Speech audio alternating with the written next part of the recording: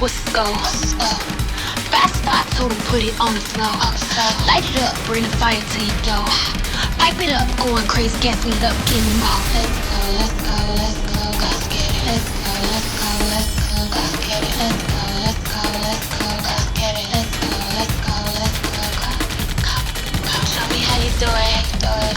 Love the way you move it. Gotta get into it. Come on, let's.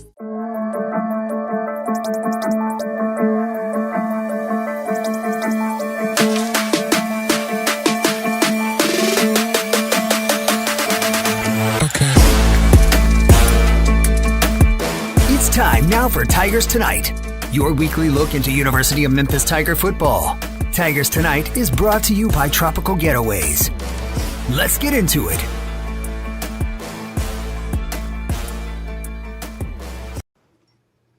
Let's get into it indeed. Good evening, everyone, and welcome to the large program. Y'all, it's here. It's football season. Well, ish. Football season officially starts next week, but we, of course, want to get out ahead of the game. Welcome into Tigers Tonight. Larry and I were counting. We believe for us, this is year 15.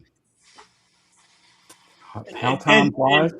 And here's the thing. I cannot believe that we still do it and people actually listen. It shocks me. But anyway, moving on. It's crazy. But we do love all of our listeners. But let's do things as we always do. Let's kick things off with our best co-host in all the land. And I think we're going to have to give Landon that quick music trivia for you. Who is the artist on the song Uptown Funk? Bruno Mars. Incorrect. It is Mark Ronson featuring Okay. Bruno Mars. You got it. You got all technical on me already. It didn't take long at all. Landon Speck will be filling the role tonight of Bruno Mars on the podcast. This is the Tigers Tonight featuring Landon Speck. That's Landon, high how are you, praise. my friend, sir? I'm doing great now that you've put me on a pedestal like that. I appreciate it. And from our beautiful, scenic, crime-free northern offices of Tigers Sports Report, Brian Moss. Brian, how are you, sir? Oh, finally good to be back. It's football season. It's great. I can't wait for it. I mean, man, is this the most excited you have been to covering Memphis in a long time? At least, I mean, because I'm thinking here. I'm like, when's the last time I was this excited? You know, previous years, everybody knows I'm positive, Paul, trying to put a positive spin into it. But like legit this year, I think, people are more excited about this upcoming season in quite a few years, probably 6, 7 years. So I think there's said, a lot of unknown out there. I told John this was the most relaxed I was towards the season. Because in previous years, it was always like some ways trying to defend Ryan, wondering what he was going to do, how it was going to go. There was just a lot of anxiety. So I just think that this year, if there's one thing I will say about Coach Huff that we have seen, at least from this offseason, competency. Yeah, absolutely. Yeah, that's it. And it's different. I think that's, if I had a word of the season, it's different because, I can just tell you from a media standpoint, Coach Huff runs things entirely differently than the previous two. I wasn't as involved with the Fuente regime, but I can tell you just in terms, and this is not don't take this as a rabble rousing, whatever. This is not anything of being upset about it. It's just different in terms of things such as access and who's available during the season and what voices are heard. And this is a much more of a kind of a Nick Saban-esque. I talked to some friends in Alabama, and they're like, yep, this is how it worked down there. You don't get to really talk to many of the other coaches during the season. You don't get player access. It's the way Nick runs his camps, and it's it's the way he runs it, and that's who Coach Huff learned from, and so certainly, it's just different. And I have an expectation that Memphis football will end the season somewhere between 4-8 and 10-2. That's my expectation for the season. I and that is going to sound like the ultimate. Oh, look at you trying to give the cheap way out. But Landon, I really don't like. I I'm going to put a number on it tonight, but I'm hopeful that people give me grace when that number is wrong at the end of the year because it almost certainly will be. Yeah, as all predictions usually are. And I'm with you in that it's different. But I almost look at this as, really a good different more than anything. Yeah. I'm very hesitant to put an opinion on a coach before he's coached a game at his school. But Charles Huff has pretty much done everything you can possibly do up to this point to win people over, whether it's fans, administration, media, whatever the case may be. He's said all the right things so far, and everything you said about this being like a Saban type operation, I wrote about it and the way he's handling the QB battle, and I couldn't agree more. Now, that's not us sitting here saying that he's the next Nick Saban or he is Nick Saban or anything like that, but he's very clearly learned from him, and he's taken so much of what Saban poured into Alabama for all those years and brought it to Memphis. And I'm excited. And when you bring up the range of 4-8 to 10-2. I think there's a ton to be excited about with the Tigers team, and we're going to talk about it as the season goes on. But their road schedule, particularly, is just pretty brutal. I'll just throw this out there real quick. The AP poll came out yesterday. 10 G6 teams received votes in the poll. Memphis plays 5 of them, all road games. Yep. Just Yeah, it's Brian, it's one of those things that just it feels like, and I think but in some ways, haven't we said this like the last 3 or 4 years, like, well, this could really go either way. But you've got a team with 72 new players, a whole new coaching staff, and not just a new staff, but this wasn't just a mild transfer of power from a previous regime to this. This was a tear down, and not that it was in bad shape, but this is a tear down and rebuild. And I just think there's so many unknowns, but I do think that the positives outweigh the negatives on Memphis's side. Yeah, when you take a look at the coaching staffs from last year to this year, I mean, no knock on last year, but you knew what you were going to get last year. I mean, because you had what 5 years of seeing what Coach Silverfield's staff can do and will do. Now you have you have unknown, but you go back and take a look at Coach Huff's resume. You take a look at offensive coordinator, Coach Decker.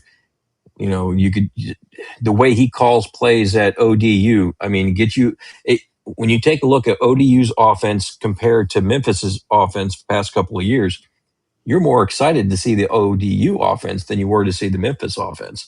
So when I do a deep dive into the coaching staff, that's what I was saying. I'm more excited to cover this team this year than probably since the 2019 season, because at least that season you knew you had I mean, obviously a great team coming back. The schedule was right. It was right there, and obviously we knew what happened.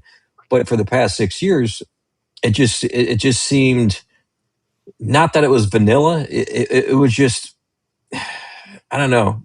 I don't know the right word for it, but it was just not, just something was missing. And I think, here, I mean, like I said, this year, there's just, we've already said there's a lot of unknowns, but I like the unknowns. I like the unknown of Coach Decker. Is he going to run the same as ODU's offense, or is he going to tweak it a little bit? Guidry, the little bit that we've seen from the players, and for me talking to them, the couple of the players at the media day, man, it's completely different. It seems more of a professional team compared to a college team. When I talk to these players at the media day, there's just the way they approach the game, the way they study the game. It just seems this is a more focused group than years past. yeah, it is kind of weird because one of the things we talked about with Ryan a lot was how he ran things like an NFL team and how everything was minute by minute by minute practice, and Lana and I've seen practice a few times this fall. And yes, there's structure, and yes, there's whatever, but it isn't as when the horn sounds in period three, at the 4 minute or whatever it is, when that horn sounds, you better already be over into your period's four spot. It's that horn sounds. Guys, don't get me wrong. Guys aren't lollygagging, but it's like, all right, we're going to finish what we're doing and then go to the next thing. And if we're 23 seconds late, that's perfectly okay. I Um, guess more. I guess disciplined would be the word that I'm yeah. thinking of. Isn't it more disciplined that we've seen so far this year than years past? Well, I can tell you, and I'll let Land, he's seen even more, but I'll let him speak more to this. But I can tell you that one thing that Coach Huff has bragged on the guys about is that the coaches aren't having to yell at guys to get moving and pick up your step and all that. And what was it, Landon, last week, he said, the other guys are picking other guys up. And that is a bit of a change. And it's kind of weird with this staff because we will just call this staff vocal, and Yeah. and I will not use some of the words I've heard on the field because I don't have an explicit rating on this podcast just yet. But so, Landon, you've kind of seen both. Do you agree maybe that this staff is more? Coach Huff feels more like a CEO. Is that fair? Yeah, He lets everybody else do their I think thing. that's very fair. Yeah, I will say you said to the staff being vocal. I definitely hear it more from the coordinators and the position coaches, but Huff is the CEO in the aspect that when every position group is doing something different, when they're going through drills or they're going through walkthrough, he's just kind of observing. He'll throw a comment in every here or there, but he's just observing, getting a view of everything. And I will say, the first thing we always see is the special teams drills, and he's very involved with the returners. Is like the one thing I've seen him really key in on. But every coach has their thing with that regard. But yeah, I think the discipline is a real thing, and like you said, with it being player led, I think a big part of that is the fact of how many guys have been playing for Huff back all the way back to Marshall. Not even just at Southern Miss last year. You got guys like Mike Montgomery and. Who's been playing for him? Amir Foster, Anthony Richard, off the top of my head. Jalen Carter's been with him. I mean, I can go on. There's so many guys on both sides of the ball that have played for Huff, and I think it says a lot that even especially the guys who went from Marshall to Southern Miss with Huff, because you got to remember Marshall won the Sun Belt in 2024. Huff leaves for the Southern Miss job, and that was a whole situation in itself. But the amount of players that were good players for Marshall that left to go with Huff to a worse school, I think it speaks volumes, and I think that has a lot to do with the amount of player led, just overall drills, whatever it is, the player led stuff that you see with the team this year. yeah, and he and I, I asked him about that in a press conference, and I said, how much does that help? He's like, oh, it's a huge help because Mike Montgomery, he can tell these young guys that are freaking out day 5 of camp, oh, you haven't seen anything yet. It gets worse than this, or this is just beginning. Here's what to expect. And I think that plays a lot into that player led thing. So, Larry, just to bring you in here real quick for a minute before we kind of dive in. So, Memphis is now 3 weeks into fall camp.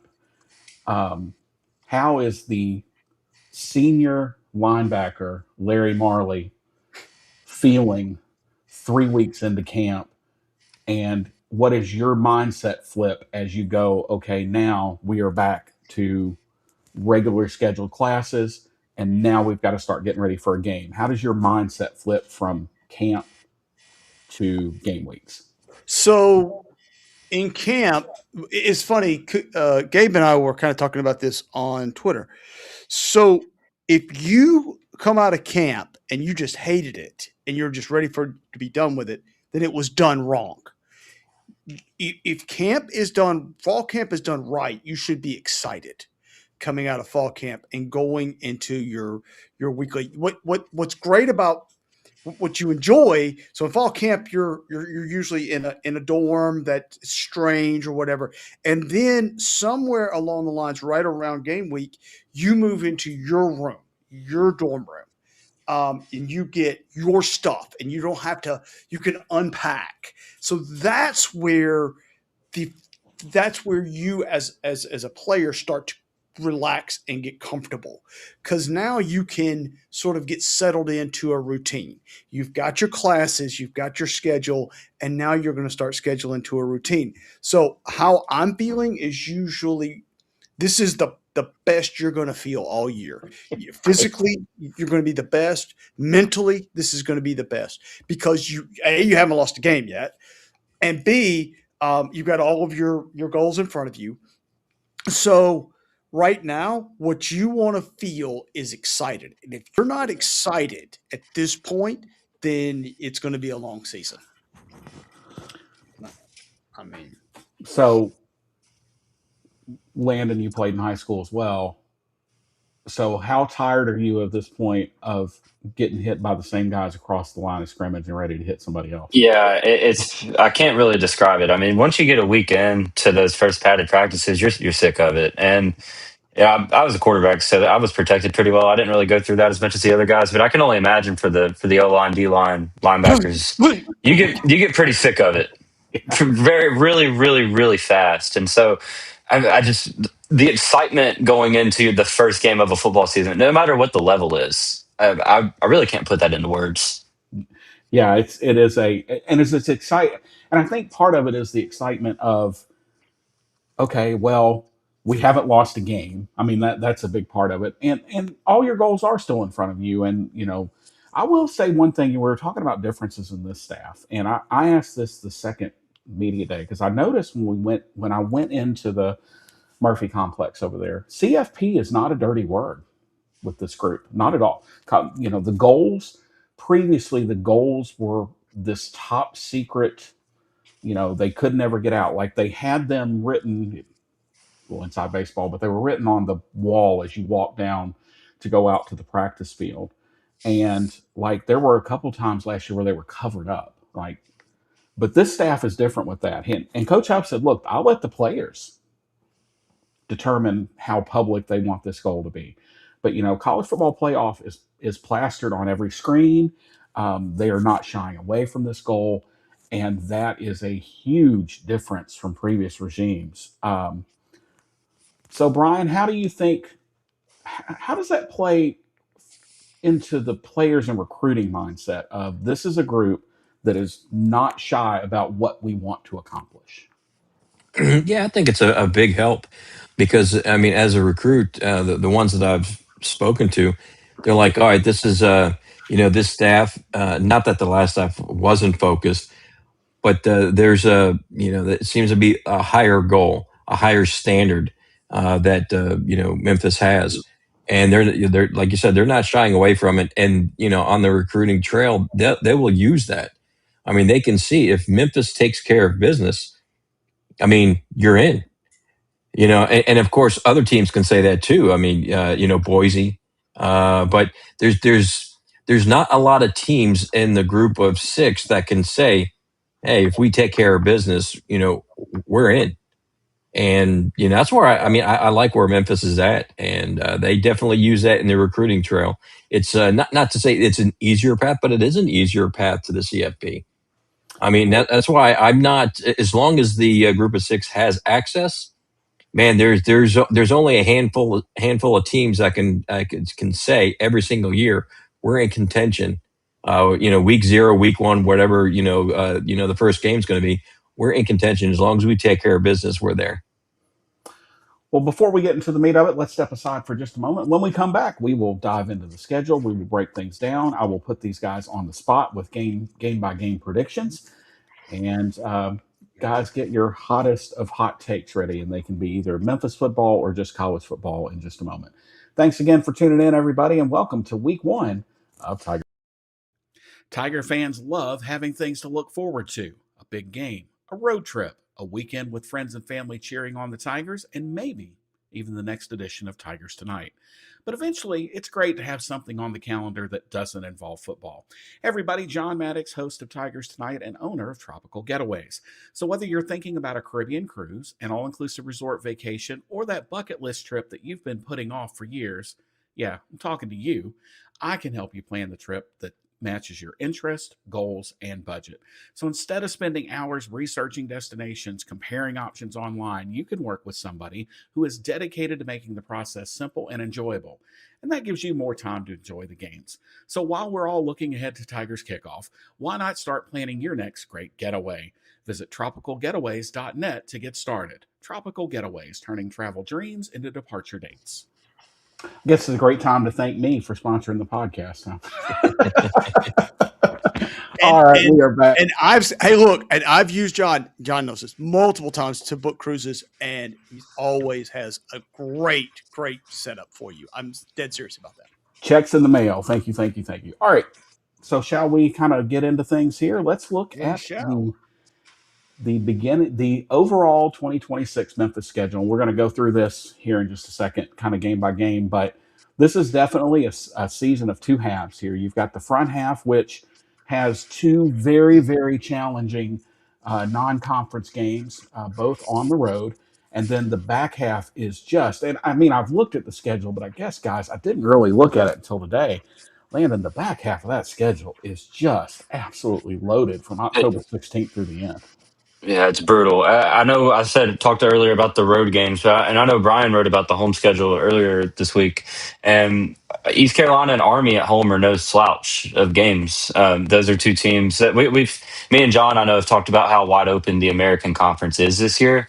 And so you're looking at about half the league that you look at the schedule and you can't say, oh, well, that's chalk that up as an easy win. So you're right. And then that's South Florida Navy, Tulane, East Carolina Army. That's 5 games, regardless of where they're played. Those aren't going to be easy ones. Now there's and you even look at Charlotte, a team that has inexplicably given Memphis trouble over the years. Reminds me of some of the old UAB basketball teams that just had no business giving Memphis trouble, but just did. UAB is the team that Memphis is going to have circled on their calendar after what happened last year. Of course, we figured out at the end of the year there were tons of extenuating circumstances, so on and so forth, but that's neither here nor there. Water under the bridge. So let's kind of dive in here and you'll forgive me, I'm working the system in a completely different way. Let's start things off week 1. Memphis heads out to Las Vegas, Nevada. I will be out there on Saturday, August 29th, Allegiant Stadium. Thankfully, I will be indoors for that one because that is going to be a hot environment out there. Buddy, you just if you've never been You to don't know Vegas hot. in August, the last time I was at Las Vegas in August, I landed at 10:30 at night and it was 104. 10:30 at night. When I got to my job the next day at 10 a.m., it was already 109. And when I left to go to eventually back to the airport that afternoon, it was 116. It's hot. Dry heat be damned. Yeah. It's just hot. All right, so how we'll do this is we'll kind of just go through. I don't expect full breakdowns. Obviously, we're week 0, but just maybe a high overview of how you see the game going, and is this a win or a loss for Memphis? Who do you want to Who start? goes first? Yeah. Brian, kick it off. Sure. Yeah. To me, this is going to be a high scoring game. I love this matchup, and I do see. To me, I see Memphis winning because I like the Memphis defense better than I do UNLV's defense. Like I said, I think it's going to be a high scoring game. I mean, if I had to guess a score right now, I'm going to say it'd be like Memphis 41 to like 38 in that range. But yeah, just on the surface, I think both offenses is going to be able to move the ball. I think this is going to be who has the better defense, who has the ball last, maybe. And I trust the Memphis defense on paper than I do UNLV's defense on paper. Larry? The line started at UNLV 3. And it's moved to UNLV -6. I think that I'm not the positive Paul that Brian is. I think that but the over under is about 60, so I think Brian's onto something as far as a high scoring game, and I think it will be, but I think it's too much to ask for Coach Huff to put together 70 new guys to go out there on week 0 and pull off a win on the road. But I think Memphis, I will say this, I think it's very likely Memphis covers that because I think it's going to be a really tight game. And look, This is probably one of those games, guys, where it's a turnover here or there that's the difference. Landon?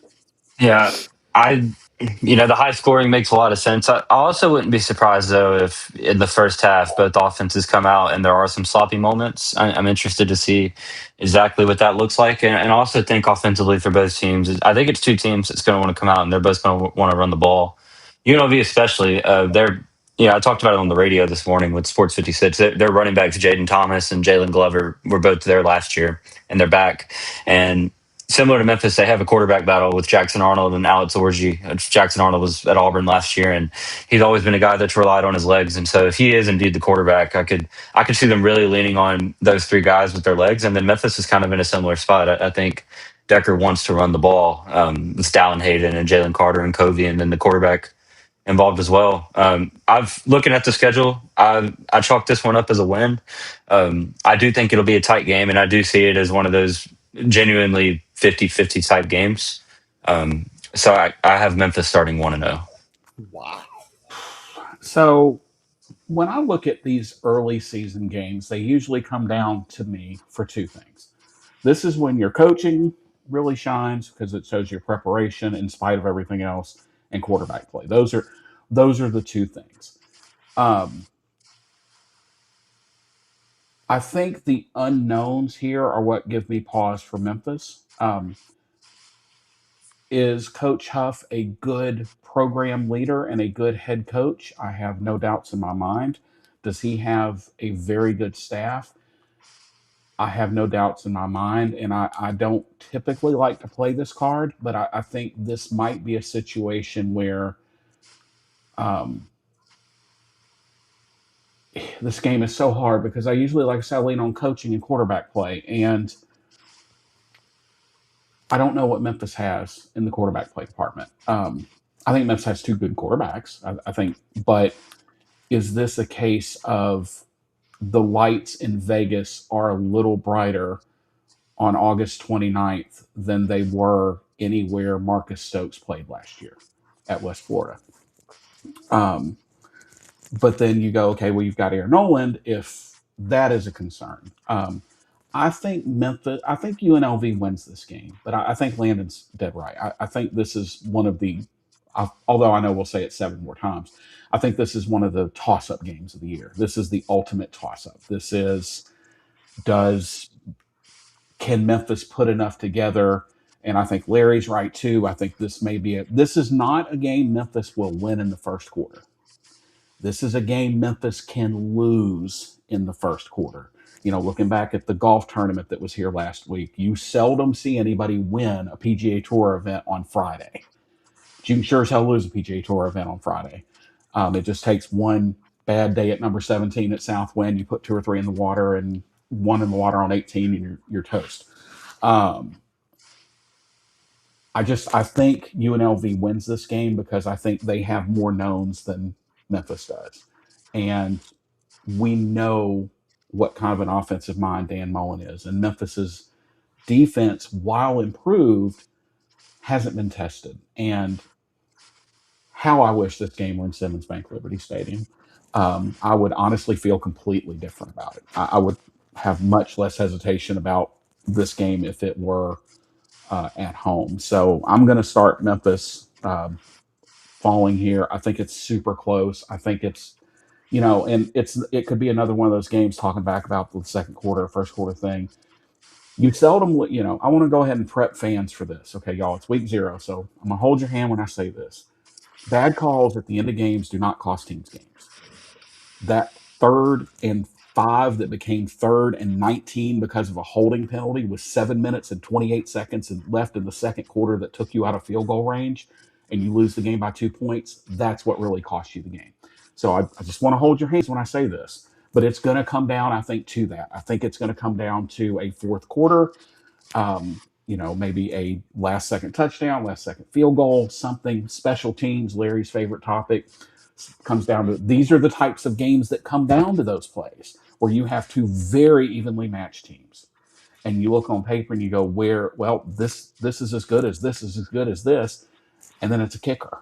that makes the difference, good or bad. And I don't want to get Larry started. We're not even into week 0 yet, but I think it just comes down that I think I know more about UNLV than I do Memphis. So you can address all hate mail. Cohesion on the team, cohesion on the staff. It's tough when you're all new. All right, let's move on. So week 2, Memphis comes home to take on, and I don't think that score is right. Was that really 37-3? I thought it was like 37-32. Anyway, I don't remember. That was 3 seasons ago. Memphis comes home to take on Arkansas State on Saturday, September the 5th at Simmons Bank Liberty Stadium, the home opener. Brian, we'll start with you. To me, I think it's going to be easy win. I know, these two teams historically have played close games. I just don't. I just don't see this being a close game. Being at home, it's going to be the first, home game in the renovated stadium. I really see the crowd, being up there. I don't know if it'll be a sellout, but I think there's going to be a lot of people. It's going to, the juices will be flowing for Memphis, and on paper, this should be a blowout. So for me, I have Memphis starting 2-0. Landon. I agree with Brian. I think especially though, if Memphis loses that first one at UNLV, I have a hard time imagining that they lose to Arkansas State. I think they'd come out and smack them in the mouth, quite frankly. I do see a world though where if they beat UNLV, I think Arkansas State could be a game that's closer than you'd like it to be, maybe in the first half, first 3 quarters or so. Because it'd be a classic trap game spot sandwich between that big road win to start the year and then you have another huge road game the week after. So I think that's a spot to look for if Memphis is 1-0. But even then, with my prediction of Memphis being 1-0, I think they'll be able to handle business in the home opener. Like, there's going to be a lot of juice in that building, especially if they're 1-0 coming off UNLV. Larry. Yeah, I'm with. So, Landon, you bring up a really good point. I was thinking about that. If you win, that's going to be a classic trap game, but the opening of the new stadium and all of that, I think, will offset that. Yeah, I agree. So, I think Memphis will, and certainly if they lose, then they're gonna beat Arkansas State. And yes, that was a 37-3 game, guys. We watched that one. We did one of our game casts. That's right. At Arkansas State. It was at Arkansas State. Um, and yeah, the biggest surprise on this game for me is Butch Jones is still the coach. That is, I think that's the biggest shocker of all of this. But hey, God bless them. They stuck with him. So Good living to be a champion of life over in Jonesboro. that's right. All right. So on to week 3 as we roll right along. And good news is it gets easier after your first No. 2 weeks. Tigers go on the road to Boise State. This is sort of a made for TV kind of matchup. This is one that you salivate if you're a network executive. You have 2 probably of the premier G6 teams of the past, whatever 10 years or so. These are the 2 kind of bell cow programs. Of course, several others in there, but Several others, yeah. These are the 2 that kind of have been the most exciting to watch on TV too. That doesn't hurt things either. Memphis travels to Albertson Stadium in Boise, Idaho, to take on the Boise State Broncos. Landon? So in my head, and this may be a very surface level way of seeing things, but I'll look at the UNLV game and this game, and in my head, I think Memphis is going to split. And so obviously, I picked UNLV to beat. I picked Memphis to beat UNLV. So I have Boise State taking down Memphis here, and I think a part of it is because obviously, I'm not going to act like I'm some expert on UNLV or Boise State, but just from the public perception of both teams is that they might be the 2 best G6 teams, and I like Boise State a little more than UNLV. They have Maddox Matson coming back, who it'll be his 3rd year starting at quarterback. And I know people love to look at the cohesion of returning players and bringing starters back. There's a comfortability about predicting games before the season starts when there's players coming back and coaches coming back. That's just how it's always going to be. And Boise State has that. They have a lot of continuity. And I think the key here too, just compared to the UNLV game, is I think Boise is just straight up going to be a tougher environment for Memphis to handle. That's a real road stadium Memphis has to go play in, and this is just one after starting. It is tough to say after starting 2-0 with all that momentum that they drop one here, but I think Boise's a talented enough team, and with the home field advantage, I think it's going to be enough for them to get it done. Real quick, I just realized I didn't give my Arkansas State. I think Memphis handles Arkansas State fairly easily, and because I think regardless of what happens week one, Memphis is good enough to overcome a big head coming in, and should they beat UNLV, and the other way around, if they come in angry, I just think the game will be much worse for Arkansas State. So the Boise State game, Jeb brings up a good point there with altitude. This is somewhere, this stuff matters. If you've never played in the mountains, or you've never played where it's really hot, or where it's why teams it's also why teams struggle when Oregon comes over and plays Brian's beloved Rutgers Scarlet Knights. It's why they're going to struggle, because you have all that time zone movement. It's just a totally different thing. And coaches hate breaking um, consistency. And this is a game that's going to break consistency for Memphis physically, because you're going into the mountains. It's not an easy place to get to. Um, it's you're coming now. You're week 3. You're going to be a little banged up, and you're going to go up into the altitude where you're going to have to catch your breath a little more often. And it just does not feel like a great spot for this game for Memphis, honestly. But you're gonna. I said the other day, and now I look through the schedule. You're gonna know who Memphis is by the end of September, and I think for me at this point, Memphis is a 2-2 team at the end of September. I don't like either of these road games, and I think Memphis probably drops the Boise game here to fall to 1-2. Larry, Yeah, I agree. I've been to that stadium, and it is the most high school looking college stadium. It's a big time college stadium, but what I mean by high school is the fans are right on top of you. And it's really I just think there's going to be a lot of nerves. It is a tough place to play.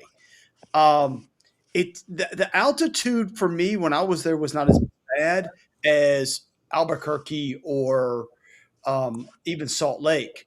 But what was real was the fact that it was not very, there was no humidity at all, and I just wonder like how we're going to handle you know that whole environment. This is a true road game in every sense. Like this is probably the most road game we've had because most of our conference road games, frankly, are sparsely attended by the other team.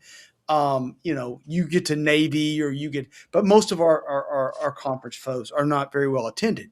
This is going to be a packed house and it's going to be a big time crowd. I just think we're going to struggle.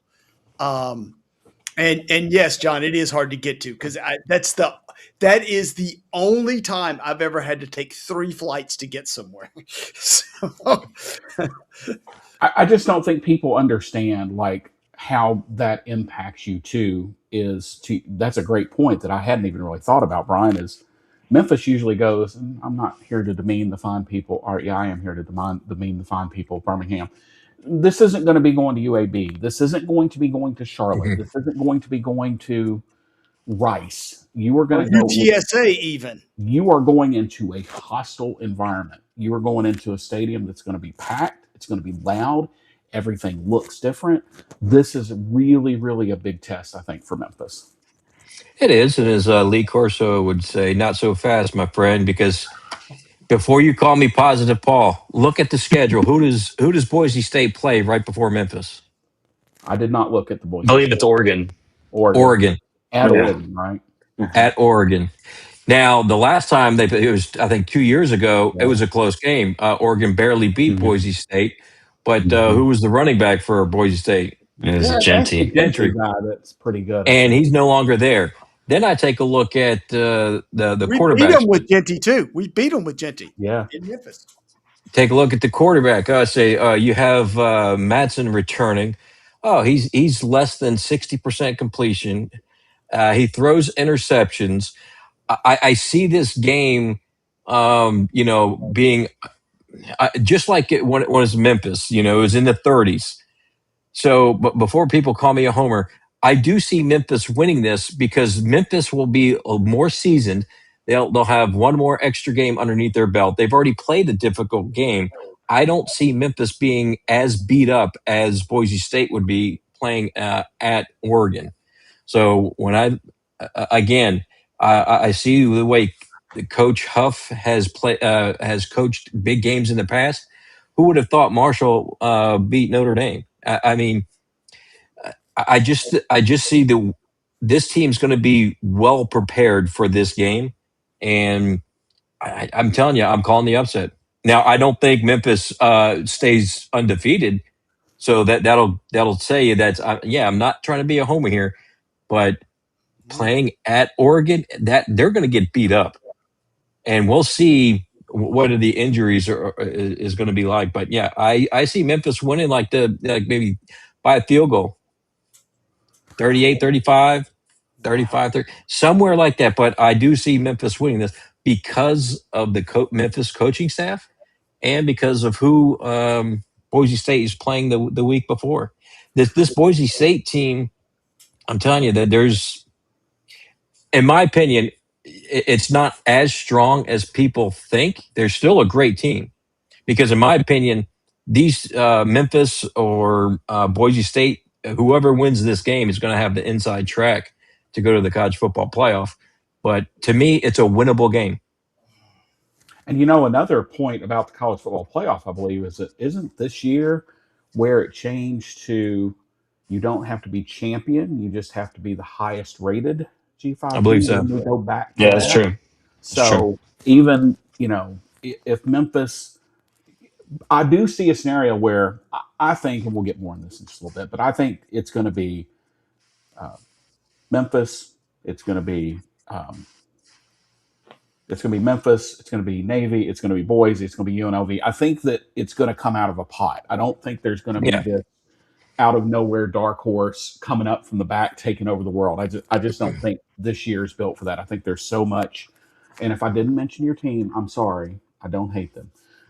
Well, I do. But anyway, um, I just think that there's so much um, open space here with all the coaching moves and transfers and all that. I just think it's impossible to predict. And but one thing I think you could see happen is a team could run roughshod, get to their championship game, lose, and still make the college football playoff because they'll still be the highest rated team. Now I do think that this falls for Memphis here because I forget which one of you said Memphis plays five of the Landon, wasn't you like five of the seven Yeah. G6? There's 10 G6 teams that got votes in the AP poll. Memphis plays half of them on the road. Yeah, Memphis and USF both play five apiece, I believe. So, and you play USF, so it could be a scenario where let's say you go 11-1, and that one loss is to Boise, or that you beat everybody and you get to the championship game and you're sitting at number 15 and Boise's at 22, and you lose to USF. And I'm just making this up. Do you fall back far enough for Boise to catch you? I think there's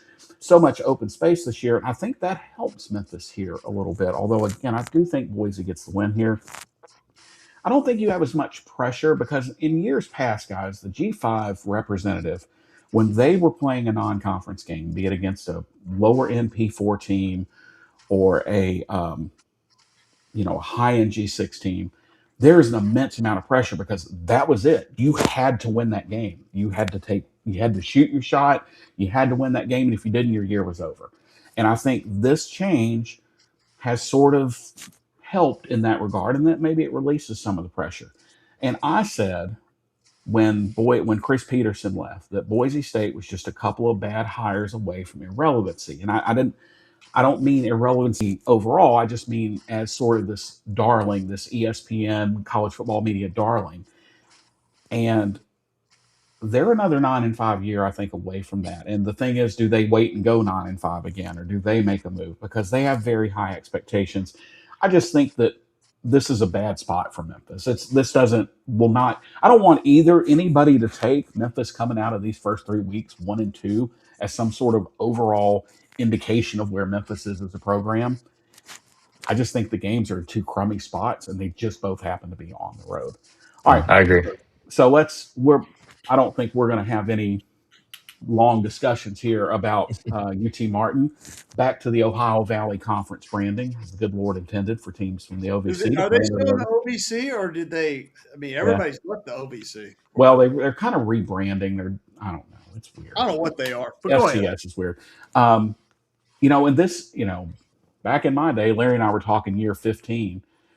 The Memphis UT Martin game was the game I knew Memphis was in good hands with Justin Fuente. And you say, John, how can you know a team is in good hands when they lose 10-7 to an FCS school in a game with a 3-hour rain delay?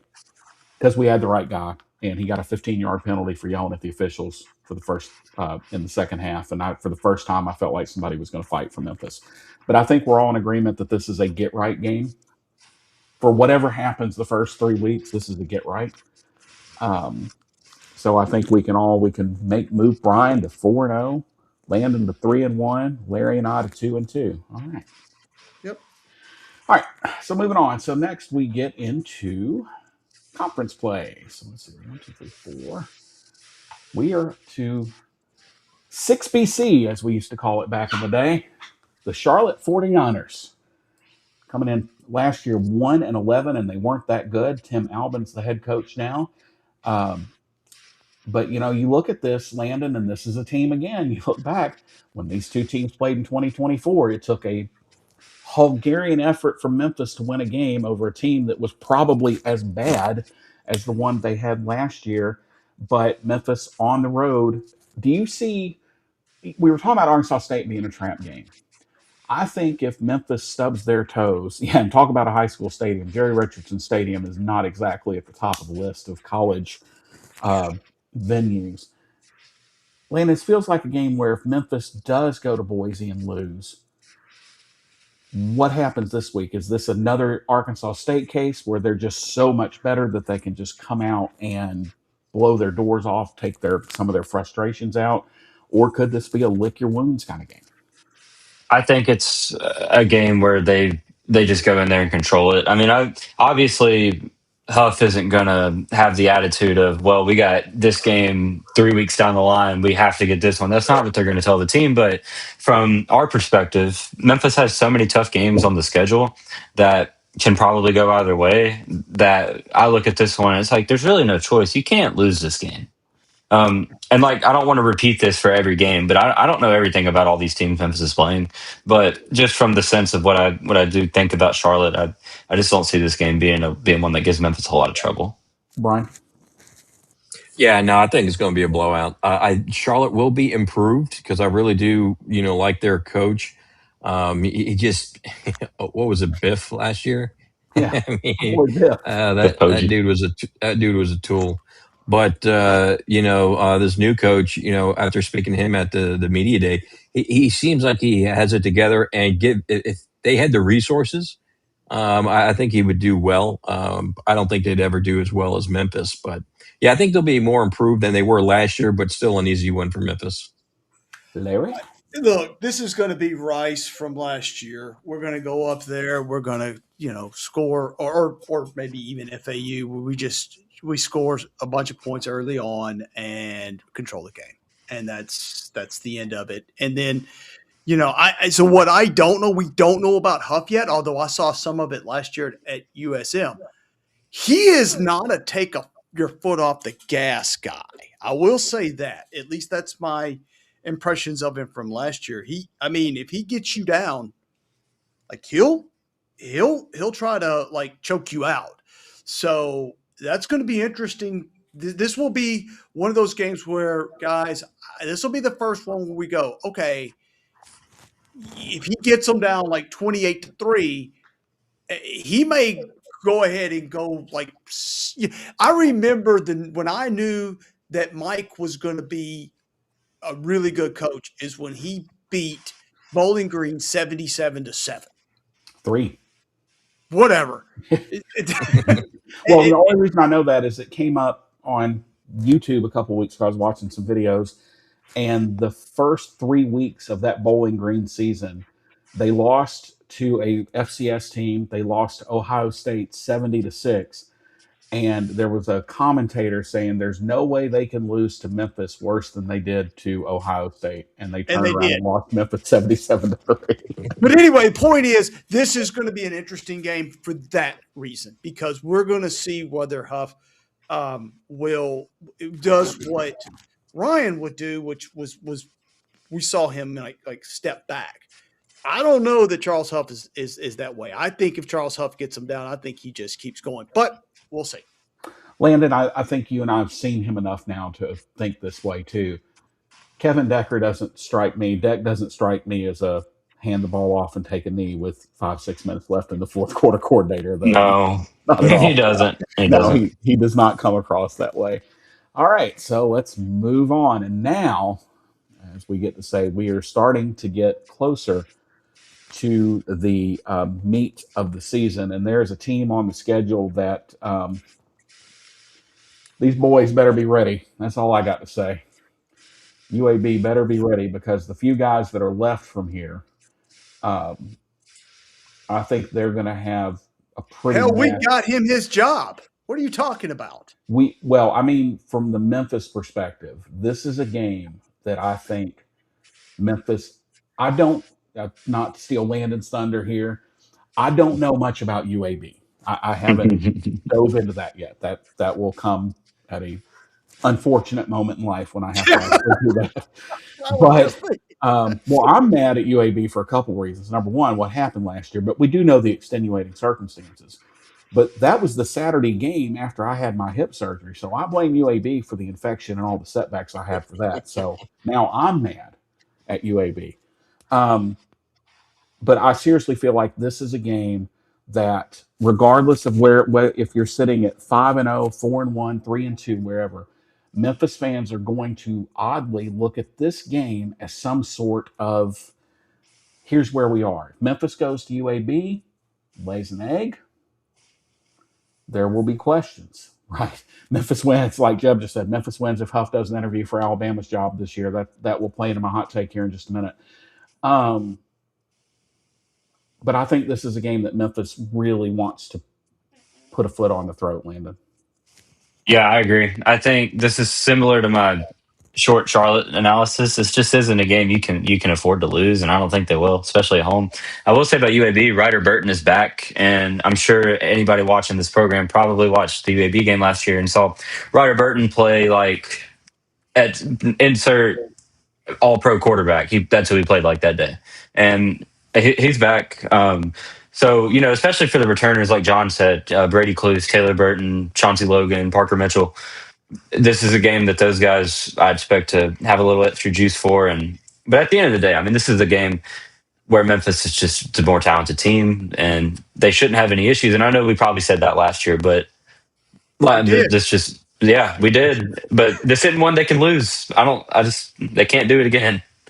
Well, I think we know what at the end of the season we kind of figured out what happened and Right. what I went mean, wrong with of UAB. course, but You I just can't digress. do that again, Larry. Yeah. Oh, this is a butt kicking at home. I don't think there's any question. This is one of those games where, as a player, I remember so well. We got trounced by um, by Middle Tennessee the year before, bad on the road, and they came into our house the next year, and we're warming up, and normally we talk trash as the two teams are warming up, right? As you're stretching or whatever. I remember that was one of the games where I sat there and we didn't say anything. We just looked at them. And I remember thinking, "Oh, we're going to beat the hell out of them." And we did. And I think that's what you're going to see this year. I think you're just going to see a team that's going to come out and go, I don't want to talk. I don't want to do it. I just want to kick your butt." So, And I'll add in real quick. Huff has been vocal about wanting to embrace the city as much as possible and really just put on for Memphis as much as he can without being from here. And I think this would be a great way, as if he gets the team to come out and just pummel UAB. Brian. My first hot take will be this will be Huff's first shutout. I think they're going to shut out UAB, and I don't think it's going to be you know, a fun day for them. Uh, like a 44-0. I think even though Huff wasn't here, it seems like he's the type that will take this game personal. Like you beat us last year.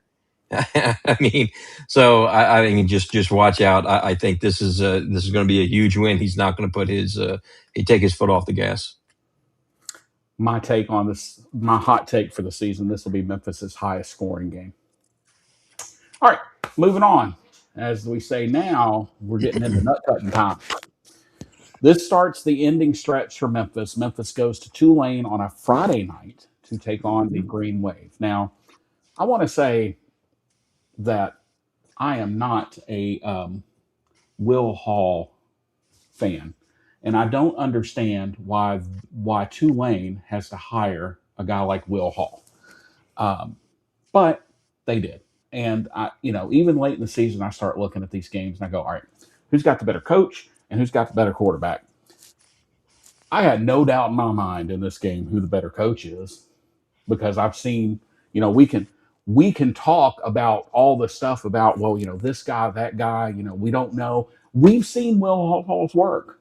Like we Yep. saw what 3 seasons of it at USM. There's a reason Charles Huff ended up at Southern Miss. And I just think I'm still this hire just I'm flabbergasted at this one. Of all the hires that got made this year, this one just makes me scratch my head because they, as much as I ride Tulane about being a bit of Johnny come lately, they're too good of a program to go from Willie Fritz to John Summerall to Will Hall. There's and we'll get into it, I'm sure, when we get closer because I'm going to dig. I want to learn a little more about how that all worked. But Landon, this is one that if you'd have said last year, Memphis is replacing their coach, Tulane is replacing their coach. You've got you've got to go down to New Orleans on a Friday night. Memphis football is the only time I've ever had a bad Friday night in New Orleans. They did it to me 3 out of the last 4 times. But if I'd have said to you last August, Memphis and Tulane are going to play in the middle of the season on a Friday night in New Orleans, John, they're both going to have new coaches. Would you have thought that you'd have said, boy, I don't know, is Tulane able to hire a better coach than Memphis is able to hire? This is just strange all around. And for that reason, I really like Memphis in this game.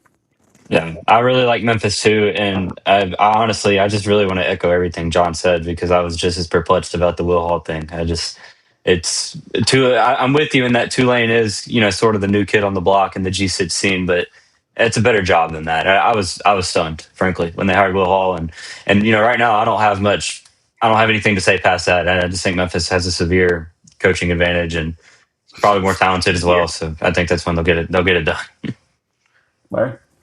I have seen Will Hall's work firsthand, or lack thereof. I want to focus though more on the roster that has been built and the fact that there are some players left from Summerall, and so we saw. I just want to bring people back to so when Ray Dempsey took over for Rex Dockery, it took about half the year for us to see how that to fall apart, right? This is where you start to see the Tulane team fall apart. This is where I think Memphis goes down, handles Tulane relatively easily, and people are going to start scratching their heads and going, "Oh, okay." I predict Memphis wins this by 14 or more points. Brian? Yeah, when I mean, they have 7 quarterbacks on their roster. I mean, it just they now. I will say, I think they have a good defense, so I think it'll be closer than what Memphis fans would want. But I do see Memphis winning. I just the offense. I don't like what I see on paper for Tulane's offense, but their defense. I think their defense is going to keep them in this game. But we'll see what happens. But yeah, I have Memphis winning. Under 10 points. I think it's going to be that close because of Tulane's Wow. defense. I think it's going to depend on if Tulane, I haven't looked at their schedule yet, if they get punched in the mouth before the Memphis game. because I think when you started to see the rate up, and for those who don't know what we're talking about, is Rex Dockery died in an airplane crash. He was the coach at Memphis. He passed away. Ray Dempsey gets the job over Mac Brown. And Ray took Memphis's players. I think they start 5-1-1, something like that. And then there's a player walkout. They start to struggle. They get punched in the mouth basically, and then all hell breaks loose, and they end up 5-1, and the rest of Memphis football history is written there. Um, and I think that's going to determine some of how that game goes. Is does Tulane face adversity? Because that's when a shitty coaching hire starts to hurt you. Is when you get punched in the mouth the first time by somebody. Although to his credit, he should be used to getting punched in the mouth. But let's move on from Tulane. This is the game for me. This is the game. This is the one that when I look at it, I say, what team do I? I'll just say it here. This is my pick to win the American. To East Carolina, they're my pick to win the league. It's at home this time, thankfully, but it's a Thursday night, so you're coming off a Friday. Now you're going to come on a Thursday against a high octane team like Tulane, or you're coming off a game against Tulane against a high octane team like East Carolina. This stretch is one of the most difficult in Memphis recent history in terms of scheduling. Landon, now we really get going here. What are your thoughts? I agree with you. I think when you look at the home schedule, I know that Army game is probably going to be marketed as like the marquee home game because it is, as far as the Saturday home games go, it probably is, and it's on Halloween. But this is the one, as far as me being there to cover, because I'm going to be at all the home games. This is the one that I'm probably most excited about just to watch. It's on a Thursday night, and I'm with you. I think there's reason to be high on East Carolina. I like Blake Harrell as the coach, and um, I will say with them though that it is two new coordinators, which the defensive coordinators we all know is Jordan Hankins, I who like our formerly chance. at Memphis. Yeah, he brought, he brought the Law brothers with him. Cruz Law, I know was one that played a lot last year at Memphis. He'll be at linebacker. But for me though, this is a game where I think I don't have I don't have the same view on this stuff as the team surely does. I just go down the schedule and I just see other good, and I have like a record in my head that I think Memphis is good enough to go and probably should finish with. And there's just other games that I see them, having a better chance to lose in this one. And so this is me without having any just like hard hitting analysis on either side. I think this will be a sort of like UNLV, just a tight game that we can really classify somewhat of a toss up. But with this one, I just with the way the season's gone up to this point, I have it going Memphis's way. But we'll see if I feel the same when it actually comes time for the game. But as of right now, I got Memphis winning this one. All right, Brian.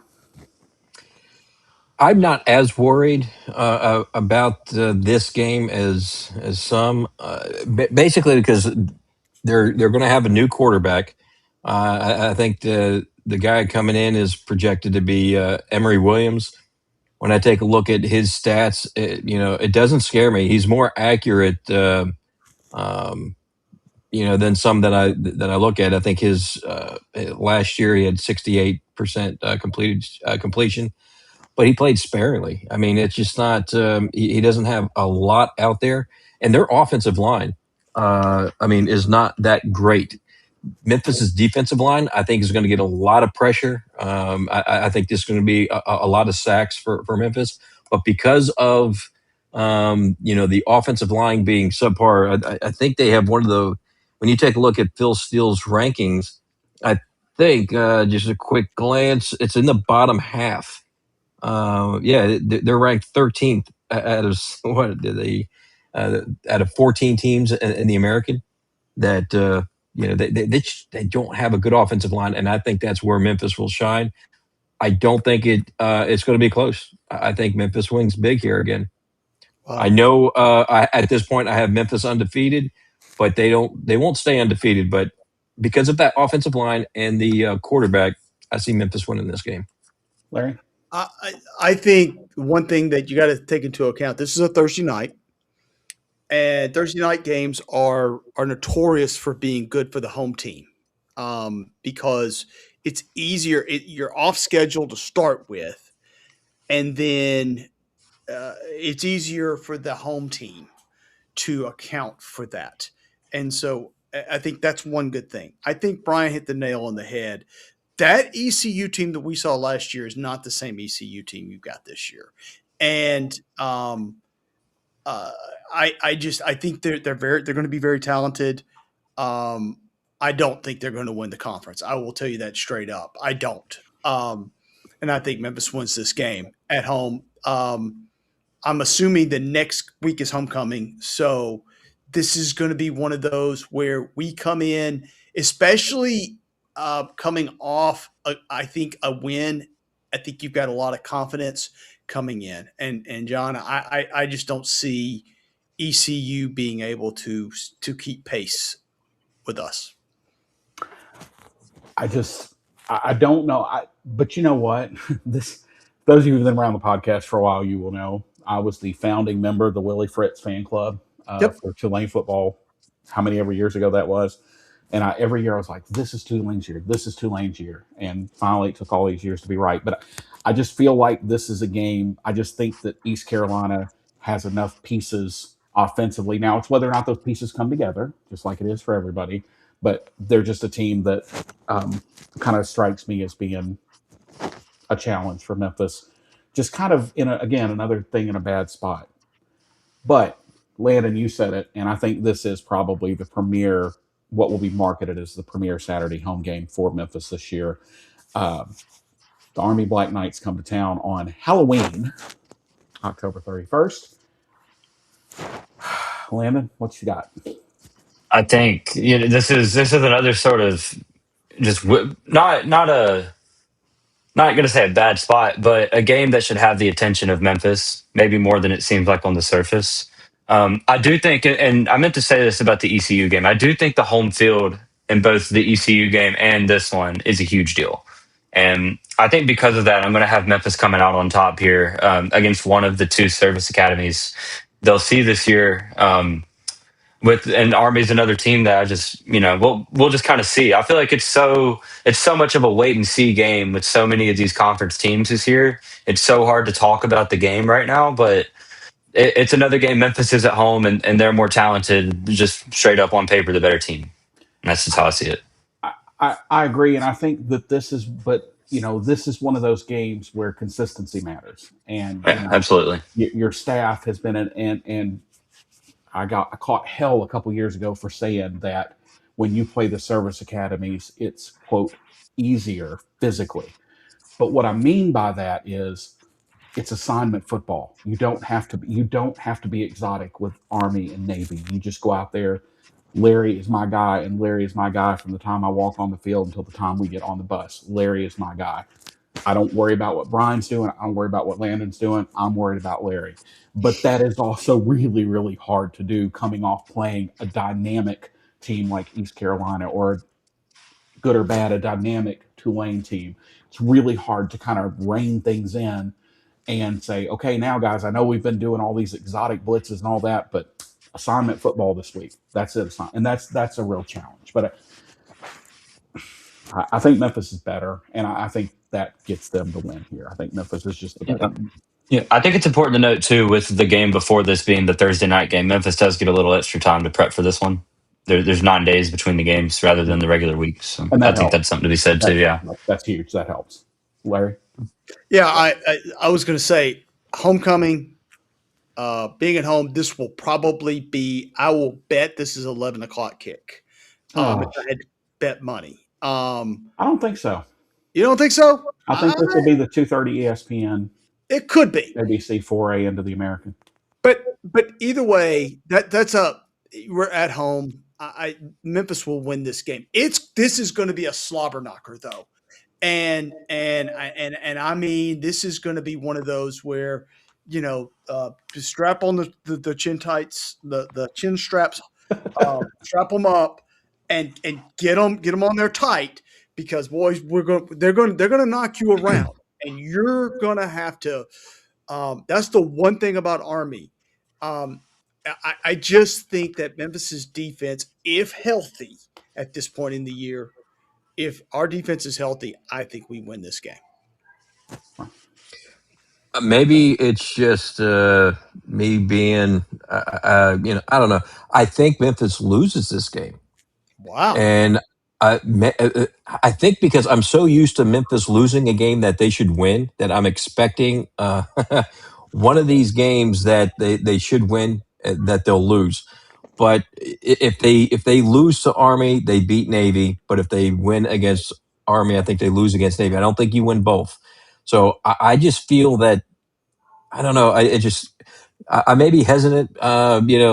Like I said, because of years past, that they always seem to drop a game that they should win, and I'm picking Army this year because I guess it's the first time they're going to see the triple option for this season.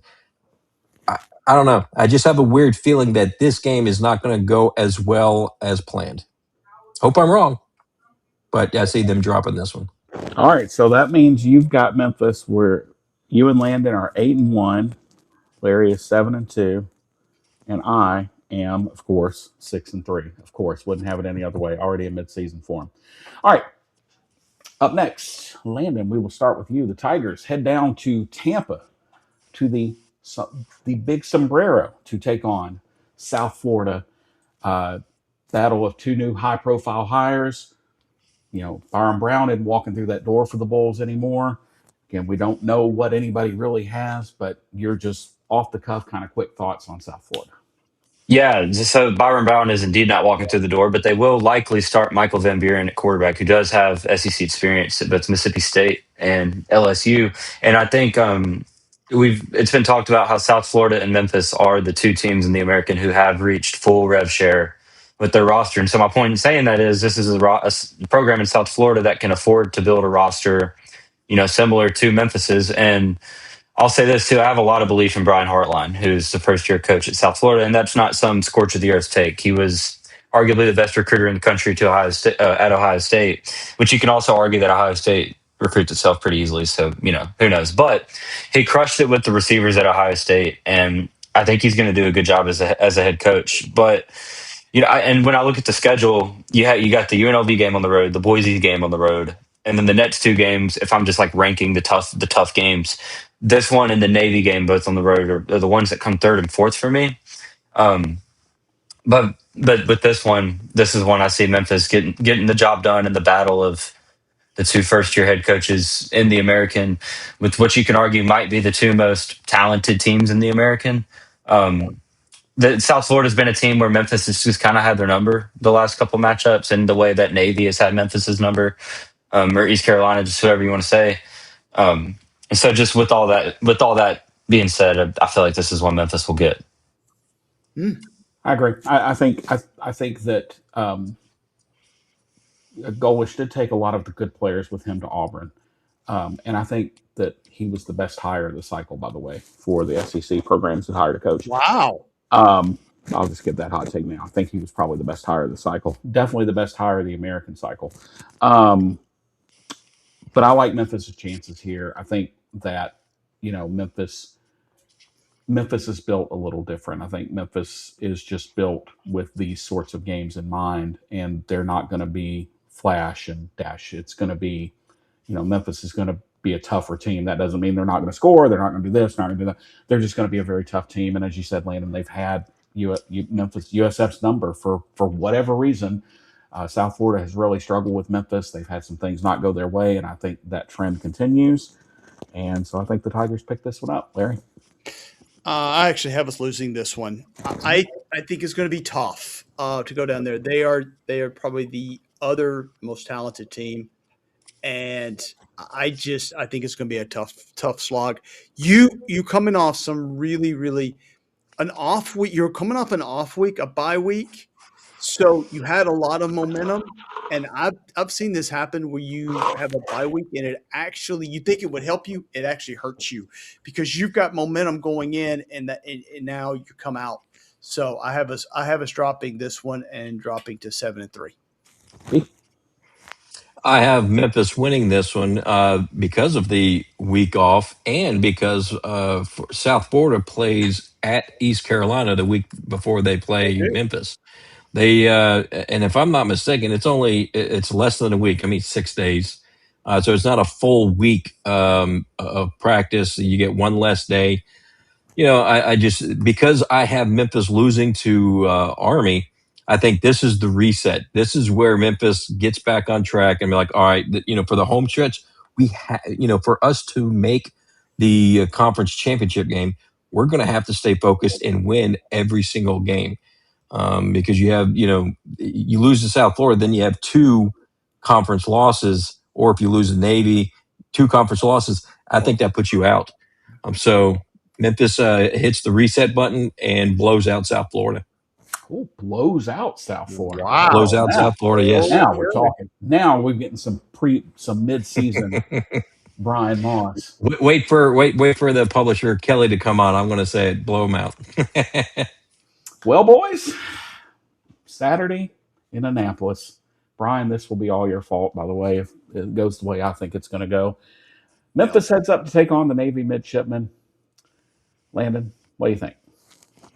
I have Memphis losing this one. I said about South Florida in the last matchup that South Florida is a team that Memphis has their number, and I believe this in this game. This is a game where I think Navy's had Memphis's number, and I think Tiger Jeb said it in the chat earlier during the program that Navy ran some more exotic stuff on offense in 2024, and I think that's a big part of why I like Navy here. After we see Memphis, and in my prediction, Memphis beats Army and then loses to Navy. I think Navy's taken a step forward schematically with what they do on offense as compared to Army. And I think Drew Cronick is one of the more fun play callers to watch if you're a fan of that type of stuff in college football. And I think he presents real challenges on offense that it makes it a little bit more than just assignment football when it comes to the option. And I think that, along with the game being a road game, um, and I just think that this is one where Memphis loses and Navy just kind of continues the run they've been on of, just getting the best of Memphis.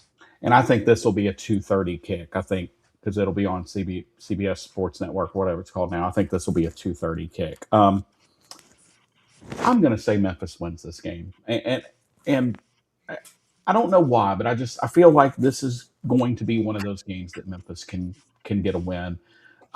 Because I think what may happen is if Memphis is out of the running for the conference title, and probably most likely the CFP if you're out of the running for the conference title, this staff's a little different in that I feel like there's such a toughness here that Memphis can circle the wagons a little bit and kind of downstep their goals. Although you did see that a couple years ago with Memphis going to Tulane when they were kind of out of everything and they go to Tulane and they said, if not us, then nobody's going, and kind of took Tulane. I think this is a game Memphis wins. I think um, you're going to have some chips on some shoulders, and regardless of where you're standing at, I think Memphis has a chance this year. It's a little later in the year. Memphis will have their feet underneath them at that point, because what I think happened with the game 2 years ago with Drew Cronick is nobody knew. You had not even seen tape of Drew Cronick, especially with the triple option, all the variations and exotic stuff he ran there. And I think it kind of caught Memphis off guard, as it did a lot of teams. But I think this is a game Memphis wins. And so let's say that has me moving them to 8-3 on the year. Larry? After they lose to USF, then they turn around and lose this one. It's going to be tough because they're out as of the loss, to USF, and so they're going to lose this one. Very similar to what happened when we lost to Navy, and then turned around and lost to Houston and Temple, back to back to back. So I think that drops us to 7-4.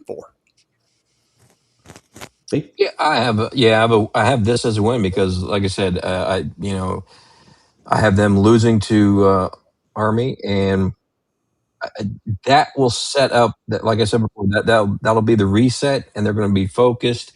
I trust the Memphis defense this year over last year, and it's just I just don't see a way. Obviously, it can happen. I just don't see a way that Memphis loses this game with what's going to be on the line. I feel this is a game where you lose this game, you're definitely out. You win, and you're in.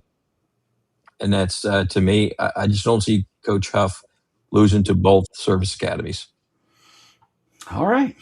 All right, so let's see. Let me make sure my math is right. Brian has Memphis at 11-1, Landon at 8-3, Larry at 7-4, John at 8-3. Breaking news: John has Memphis with a higher record than Larry Marley. Lord, I'm already into preseason. I'm already disappointing the faithful. All right, closing the door with the Temple Owls. Now, I want to start by saying I'll take the lead here with this one. This ain't Daddy's Temple. This is Temple getting back to being tough. This will be a game that'll either be Black Friday or Saturday. My bet is that'll be probably your 6 day hold. I'm going to guess at this point in the season it'll probably be a Saturday morning kickoff, Saturday after Thanksgiving.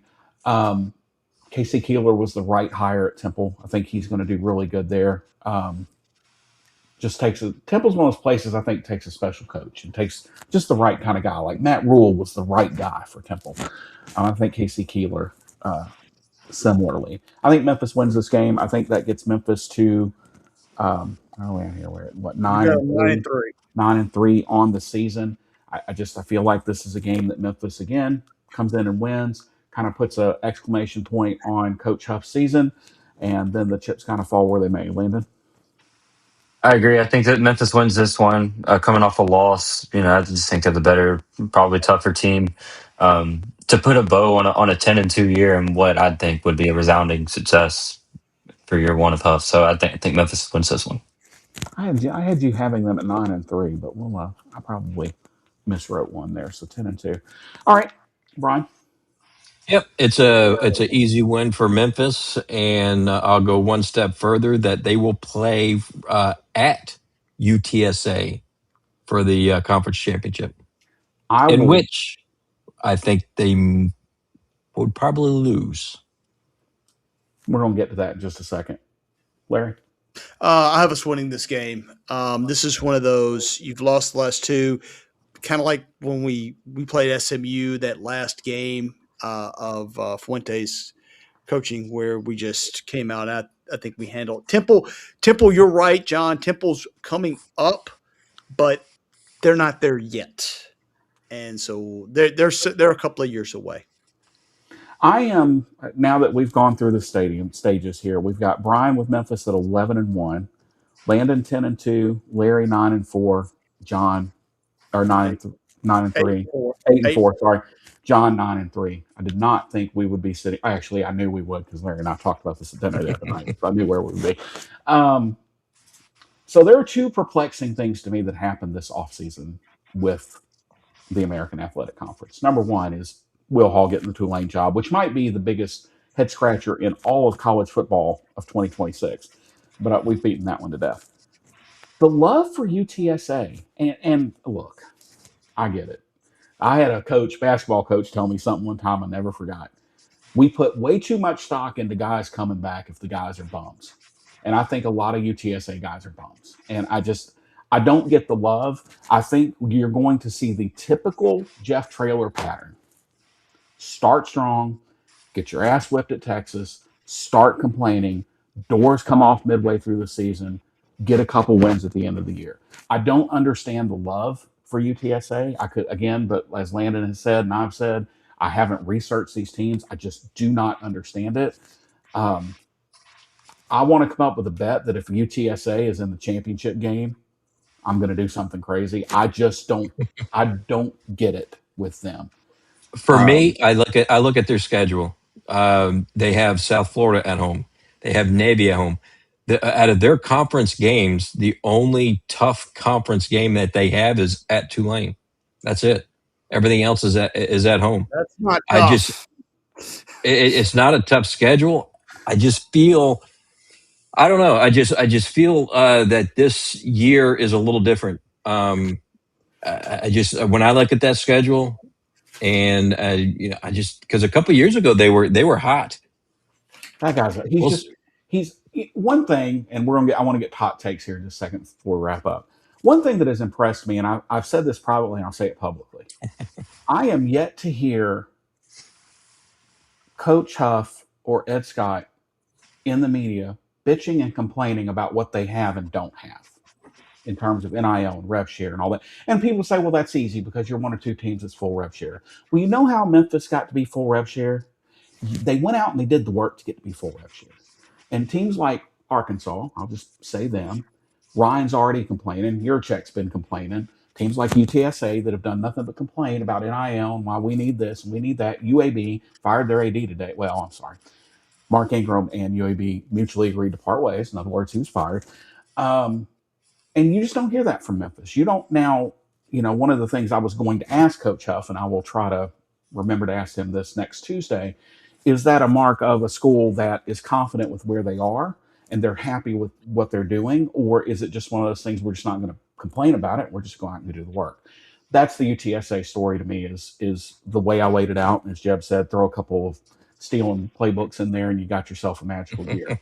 All right, Landon, we will start with you. And this, again, can either be Memphis, AAC, college football in general, the hottest of hot takes that you can come up with. Okay, I got to be honest. I'm probably going to have the worst one, or not the worst ones, but the least exciting ones on here because I don't love hot takes, I guess. But what I will say is I think Texas is going to be the national champion, and that's probably not too hot of a take because Texas is really good, but maybe it's just Texas getting out of that shadow of not having won at all since Vince Young.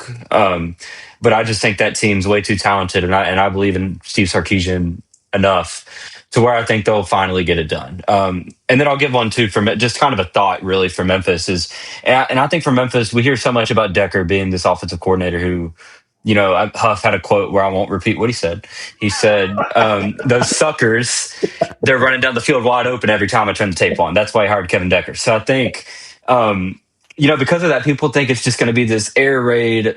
We're going to throw for 450 yards a game, but that's not what it's going to be. And so what I mean by that is I think Memphis is. I wouldn't be surprised if they run for 2,500 yards as a team or more this season.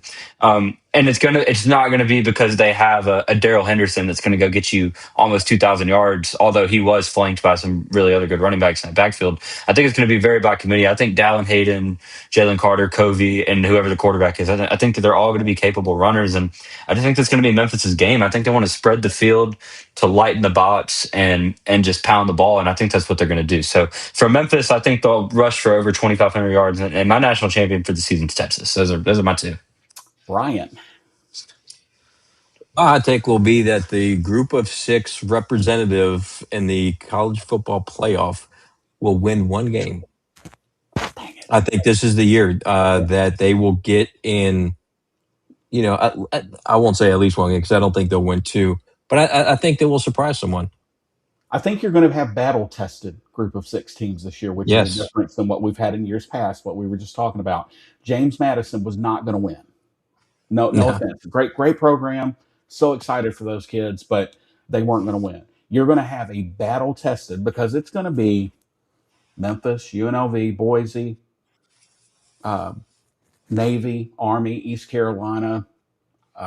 People are hauling New Mexico. I don't know anything about them, but it's going to be a good team.